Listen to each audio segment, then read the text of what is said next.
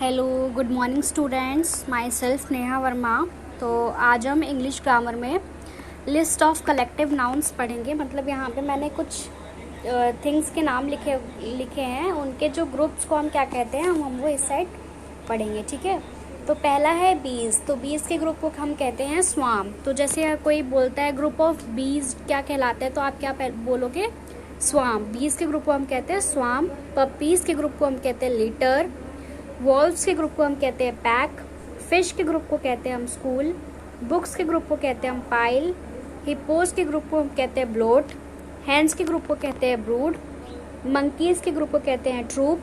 Tigers के group को कहते हैं एम्बुश। लॉयंस के ग्रुप को कहते हैं प्राइड। थीप्स का ग्रुप क्या कहलाता है? गैंग। सिंगर्स का ग्रुप क्या कहलाता है? क्वायर। एनिमल्स का ग्रुप क्या कहलाता है? जू। एलिफेंट का ग्रुप क्या कहलाता है? हर्ड, HERD, ठीक है। कार्ड्स का ग्रुप क्या कहलाता है? पैक। सोल्जर्स का ग्रुप क्या कहलाता है? आर्मी। बुशेस का ग्रुप क्या कहलाता है? हेज। और वुड का ग्रुप क्या कहलाता है? स्टैक। डायरेक्टर का ग्रुप क्या कहलाता है? बोर्ड। तो ये जो आपको मैंने कुछ थिंग्स और ग्रुप्स बताए हैं, तो ये चीज़ें आपको ये जो है आपको कॉपी में नोट डाउन करना है, एज वेल एज आपको राइट लर्न भी करना है, ओके।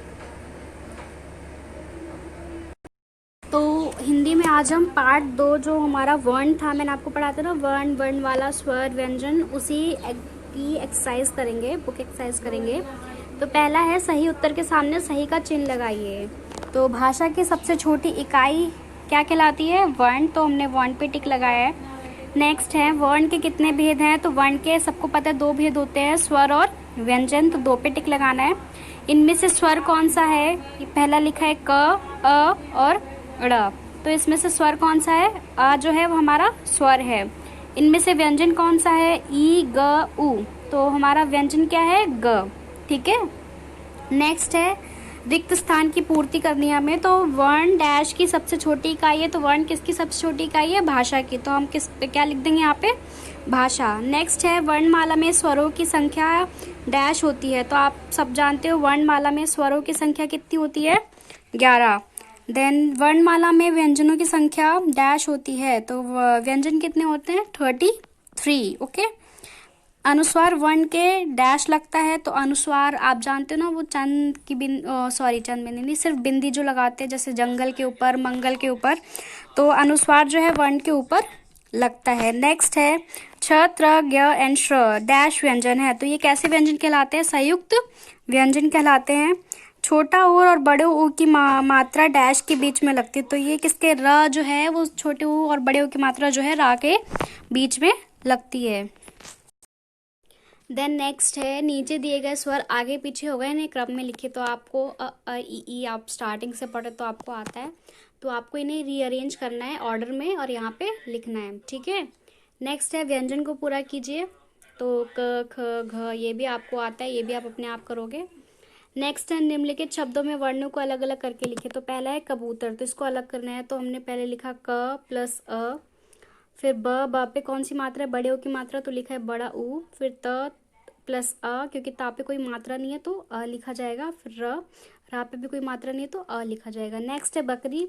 तो ब प्लस अ, क्योंकि ब में कोई मात्रा नहीं है, क में भी कोई मात्रा नहीं है तो क प्लस अ। रा पे बड़ी की मात्रा है तो रा प्लस बड़ी ई। तो ऐसे आपको ये भी लिखना है सारे। नेक्स्ट है चित्रों को देख के सही मात्रा का प्रयोग करके उनके नाम लिखिए। तो हाथी, सवेरा, अमरूद, पौधा, आपको ये लिखना है, ठीक है। यहाँ पे भी ये कौवा, पपीता, मुर्गा, आँख, तो ये भी आप लोग लिख लोगे। फिर यहाँ पे पहेली दी गई थी, ये मैंने लिख दिया है, कंप्लीट कर दिया। तो पहला क्या है हमारा बना है? कलम। तो हमने क्या लिखा? कलम। कलम से ये जो पूरा वर्ड बन गया मग। मग के बाद ये क्या है? 3rd नंबर पे गमला। देन 4th नंबर पे क्या है हमारा? लालटेन, पूरा बन गया। फिर लड़की, फिर ये नल और कील, ठीक है। तो हिंदी में बस आपको इतना ही करना है, ये आपको बुक में ही करना है। और जो उसमें रिक्त स्थान वगैरह है वो आपको लर्न भी करने हैं, ओके। ईवीएस में चैप्टर 4 है हमारा सेंस ऑर्गन्स। तो मैंने आपको सेंस ऑर्गन्स पहले भी थोड़ा डिटेल में बताया था। तो आज हम उसी चैप्टर की एक्सरसाइज करेंगे। पहला है सर्कल द करेक्ट ऑप्शन। तो यहाँ पे पहला लिखा है आइस, तो आइस कैसी होती है, हॉट, कोल्ड या सॉफ्ट। कैसी होती है, कोल्ड होती है, तो हमने कोल्ड पे सर्कल कर दिया। देन है वूल, वूल कैसी होती है, शार्प, हार्ड या सॉफ्ट। वूल जो है सॉफ्ट होती है, तो हमने सॉफ्ट पे टिक लगा दिया है। नेक्स्ट है बॉइलिंग वाटर, बॉइलिंग वाटर कैसा होता है, हार्ड, सॉफ्ट या हॉट। हॉट होता है ना, तो हॉट पे सर्कल कर दिया। Then wood, wood soft, sharp या हार्ड। कैसी होती है, हार्ड, तो हमने हार्ड पे टिक कर दिया है।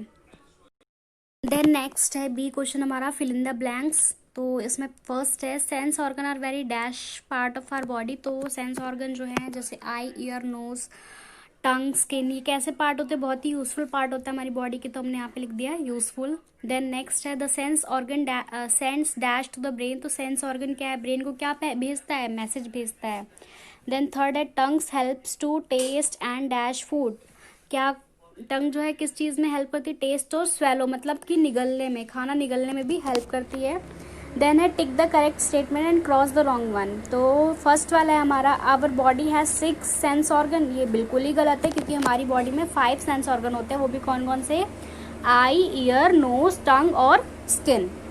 Brain is known as a control centre of our body. तो ये बिल्कुल सही है कि ब्रेन जो है हमारे जो है बॉडी का कंट्रोल सेंटर कहलाता है, क्योंकि जब भी आप कोई चीज़ जैसे कि आपने कुछ भी कड़वा खाया, तो आप क्या मुंह के माउथ के थ्रू खाओगे ना, और टंग जो है वो उस चीज़ का टेस्ट पहचाने कि हाँ ये चीज़ कड़वी है, तो फिर टंग क्या है, हमारे ब्रेन को मैसेज देगी कि ये चीज़ कड़वी है, तब जाके हमें पता चलेगा कि हाँ ये जो पर्टिकुलर चीज़ हमने खाई है वो क्या है, कड़वी है। तो इसीलिए ब्रेन को जो है हम लोग कंट्रोल सेंटर भी कहते हैं बॉडी का। ओके, तो आज के लिए बस इतना ही। और हाँ, ये वर्क भी आपको बुक में ही करना है, और ये जो सारा जो भी कराया है ये लर्न कर लेना, और कल हम आंसर द फॉलोइंग क्वेश्चन करेंगे, ठीक है। तो आज के लिए बस इतना ही, बाय बाय, टेक केयर।